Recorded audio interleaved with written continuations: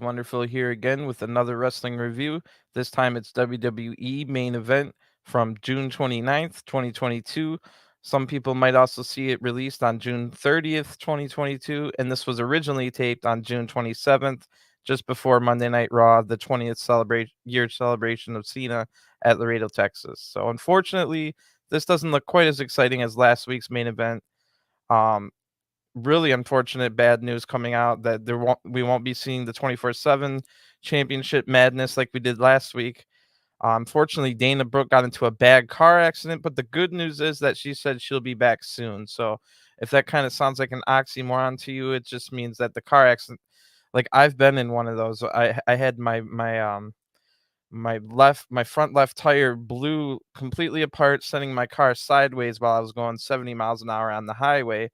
I got really super lucky multiple times within a couple second spans where the car that then hit me in the other lane going 70 miles an hour hit my front. Um, I had spun sideways because of my blown tire and stuff. But anyway, I'm sliding on the median and I only got hit on the front instead of my car door window, or like my car door where I was sitting, and they actually flipped upside down in their SUV. Thankfully, everybody walked away just fine. My car was completely totaled though, so that's what she means when bad car accident, but she'll be back soon. Hopefully, she's not injured whatsoever. And I walked out of there without any scrapes on me.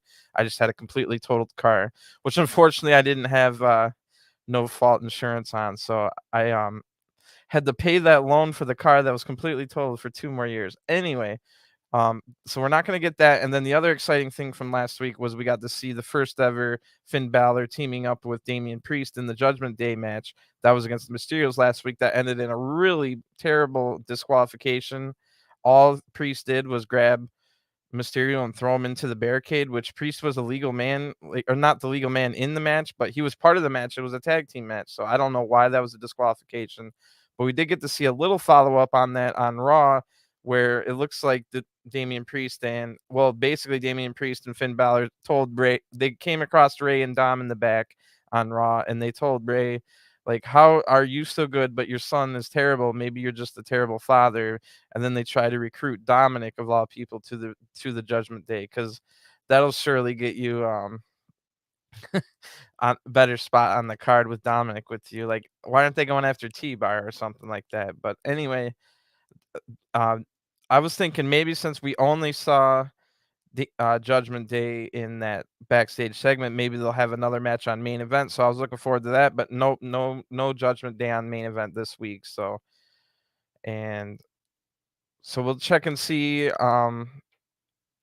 There was also all 4 people that were in matches tonight on main event were in the battle royal that started Raw. So they definitely didn't want to pick up any injuries. So it wasn't going to be the best episode ever. But let's see if there's anything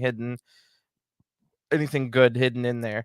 And first off the bat, I truly think main event should have had either a Carmella or a Bianca match on this show. I know it would have been tough because they pretty much had all the other women on the roster in that 6-way match, and then the other two, Liv and Alexa, fought each other. So I don't know what they could have done, but I think having a Carmella win here on main event or something like that, or we haven't seen Bianca wrestle since um, Hell in a Cell pay-per-view. So I would have preferred to see that, but what we do get, it'll be former Retribution teammates TBar and Mustafa Ali going up one-on-one in the first match. They've had 5 matches against each other since Retribution broke up. If you remember, originally it was Mustafa Ali teaming, kind of almost reluctantly teaming with Mansoor, and they fought T-Bar and Mace a couple times, both winning those. Then they've also had a match on main event as well. 3 weeks ago, actually, where Ali beat T-Bar. So we'll get a rematch of that tonight. And then in the second match, the other match is Champa versus Akira Tozawa. These two also had a singles match on main event. Ciampa won back in January when he was still part of the NXT roster, but they were having him come up and have some main event matches. They've also fought. There was also a DIY Ciampa and Gargano title NXT title defense back in 2016. I remember this match. It was Tozawa and Tajiri, and that was a 17-minute match. So Ciampa definitely has some experience with Tozawa. We'll see how that goes. If you're not familiar with the format or how main event works, it's mostly a recap show where they show different things that happen on SmackDown and Raw, and not just like recap form, but like they'll show a whole promo or like a big portion of a important match. Like a couple weeks ago, they showed a big portion of the Riddle versus Roman Reigns title match, and the reason this is because it's a lot of like, of course, on in America you find this on Hulu, and then eventually after a month it'll be on Peacock. But in other countries, this is like a companion show that they put on whatever network also has Raw and SmackDown. Say it's like India or something like that.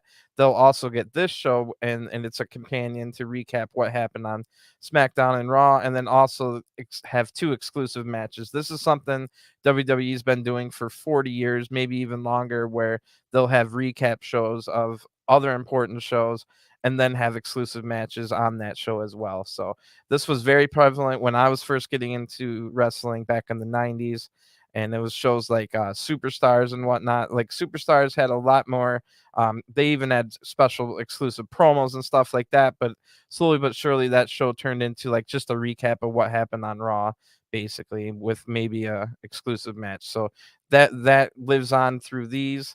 And our first match is going to be TBar versus Mustafa Ali. TBar comes out first, basically looking almost exactly like his Dominic Dijak gimmick now. Just no winning matches, no personality, and no feast your eyes, which was his finisher slash a lot of his mannerisms and stuff. But TBar just acting normal, but still in the TBar gimmick here, just stuck in the rut. Like I said, I would like to see him pair up with Damien Priest over in Judgment Day. But anyway, good cheers for Mustafa Ali when he comes out. Remember when he had a title match just a few weeks ago on pay-per-view? Because Pepperidge Farm sure remembers. Because now he's just been stuck on main event ever since. Kevin Patrick and Byron Saxton on commentary. That's the usual commentary team now for main event. And they bring up the past between these two superstars when they were in Retribution. T-Bar then draws a fake line with his foot and tells Ali to cross it. So Ali crosses it. And to be fair, this got a pretty good reaction from the crowd, unless the crowd noise was just fake, which it of course always can be fake. WWE loves to fake their crowd noises. Anyway, T-Bar takes control early using his much bigger size, and T-Bar locks in a modified gory special. Ali fights out, but eats a massive lariat to put T-Bar back in control. Then T-Bar looks to lock another hold on the arms. The crowd's rallying behind Ali, chanting his name at this point, which tells you that Ali, unless again it was fake noise, tells you Ali definitely has his fans in the crowd. Ali makes his comeback by countering twice, then hits a really nice looking tornado DDT. Then Ali goes up to the top, but T-Bar dodges a 450 splash attempt. Ali rolls through the attempt and lands on his feet. T-Bar gets back up and meets Ali with a big boot to the face. Pretty decent action here for main event standards. Ali kicks out at 2, and T-Bar now is looking deflated, which a little early to look deflated there, but I guess because it was a short match. Anyway, T-Bar puts Ali on the top rope and is looking for an avalanche choke slam from the middle rope, but Ali fights out with elbows and hits the 450 splash for the 1-2-3. So decent match, but kind of nothing skippable. It seems like that's the norm for main event, and maybe last week, which was the first full episode I've watched and reviewed, because I was, like I said, intrigued about the Judgment Day's first match, and I was intrigued about all the 24/7. There was like 5 24/7 title changes last week, but nothing match here. And yeah, it's weird that Ali went from the U.S. title shot in his hometown at a pay-per-view to multiple weeks on main event now.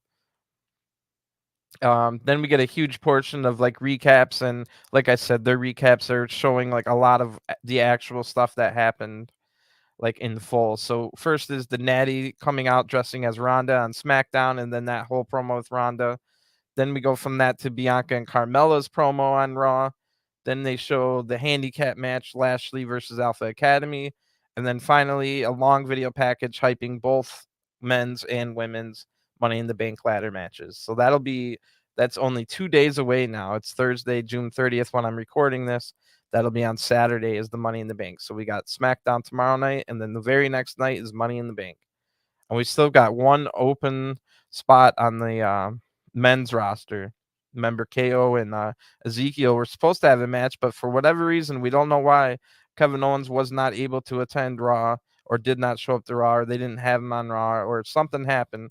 KO explained it on Twitter by saying, "Well, I just didn't want to go to Texas," which was pretty funny coming out of all the WrestleMania stuff. But hopefully Kevin Owens is all right. We'll see. Maybe it'll be Owens versus Ezekiel on SmackDown, or maybe they'll have another battle royal, or they could potentially just leave that spot open for a mystery opponent. So we'll have to see what happens out of that. Anyway, let's get back to the other match on main event here.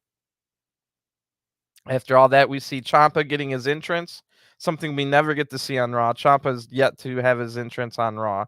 And since getting called up on Raw, if you combined um, Ciampa's Raw matches and house show matches, he's only 1 win and 8 losses. And that 1 win was when Miz was the referee. So Ciampa has not found any success on the main roster, except for Ciampa is 9-0, 9 wins, 0 losses in all of 2022 on main event, which is super weird. He's undefeated on main event, but can't buy him win anywhere else. And we get big cheers for Ciampa when he comes out, despite him being a heel. People that know Ciampa love Ciampa from he is NXT. He's Mr. NXT. Ciampa comes out with his leather jacket. His new music isn't very good, very generic sounding. I definitely miss the old music. Tozawa out now, and he's got generic music as well. I miss his Kill Bill inspired music from the past. So Ciampa uses his strength advantage right away, and Tozawa's yelling a lot. Whether Tozawa yells way too much, whether he's getting hurt or on the attack, he yells the same, which is kind of weird. Ciampa then gets to the ropes to break a hold, and I really like this heel move. Tozawa gets kicked in the head like as he's letting go of the hold, so that was funny. Tozawa then wins the next exchange, but Ciampa counters out, and Ciampa then does the crane kick pose from Karate Kid mockingly.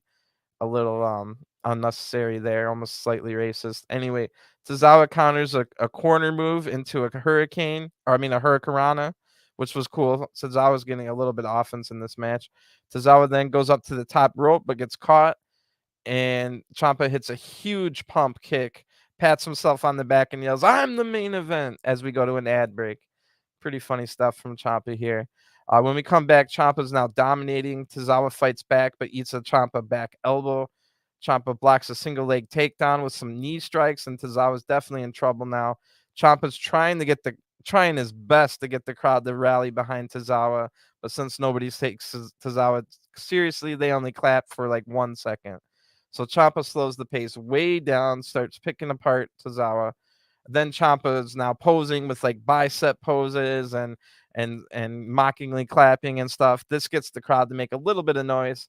Ciampa then works over 2 different chin locks and finally gets the crowd to rally behind Tozawa. This cues the comeback. Tozawa hits a diving back elbow from the top rope. Ciampa kicks out at 2. Tozawa fires up again, but Ciampa's able to dodge a block, and then dodge a kick and then blocks a suplex. But Tozawa counters the next move and rolls Ciampa up for a 2 count. Tozawa then tries another roll up, but Ciampa rolls completely through and hits the big running knee. Fairy tale ending 1, 2, 3. Ciampa gets the win. The crowd cheers a little bit for his win, despite him being a heel. Like I was saying, if they know who Ciampa is, then they respect and love Ciampa. So I think that's either 9-0 or 10-0 in 2022 on main event now for Ciampa, who can't buy a win on Raw and can't even get an entrance. So the last 13 minutes of this main event show is the Cena video package, the long one we saw on Raw, and then the whole promo that Cena had on Raw. So it looks like Cena might have had a special message like for main event exclusive. So I guess that was our hidden gem this week, but I skipped right through it because I'm not a Cena fan, and I don't like to listen to him kiss people's butts and have everybody, all the gullible people, just buy into him kissing their butt. So anyway, Cena probably says thanks and stuff like that at the end of this episode, and that's it. So not a ton to report on. I'll still continue to cover main event. It's not too long out of my week to watch 2 matches, and I'm able to report what they show on the recaps and stuff without actually having to watch it. So, oh, sorry, Kimberly, I missed your message. But hope you're doing well. And yeah, I will be back later today. Um, maybe in a couple hours I'll be back with NXT UK review, and then tonight I'll be back with Impact review as well. So go check those out. You can find all kinds of reviews on this channel, and the flagship podcast is on Friday tomorrow as well. So I'll talk to you guys again soon. Thanks for tuning in, and have a great day. Peace.